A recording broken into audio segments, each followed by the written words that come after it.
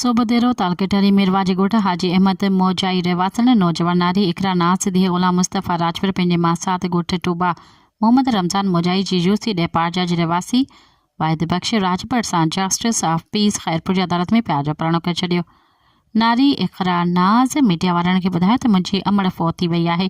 अमड़ जे फ़ौत थियण बाद मुंहिंजो पीउ मूंखे धारी ज़ात में परणाइण जी कोशिशि कई। मां पंहिंजे मामनि ॾांहुं हली वियसि। मामनि बि बहितर रवैयो न रखियो ऐं सुख जो साह खणण न ॾिनो। मुंहिंजो प्यारु पंहिंजे मासात वाहिद बख्श सां थी वियो। असां ॿई हिक ॿिए खे पसंदि कंदा आहियूं। मां पंहिंजी रज़ा ख़ुशीअ सां टिनि कपिड़नि में निकिरी मासात वाहिद बख्श राजपुर सां शरई तरीक़े शादी ऐं निकाह अदालत में कयो।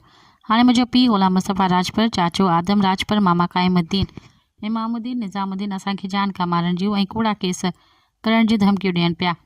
प्रेमी जोड़े IG Sindh DIG Sukkur SSP Khairpur खां मुतालबो कयो त असांखे तहफ़ुज़ फराहम कयो वञे।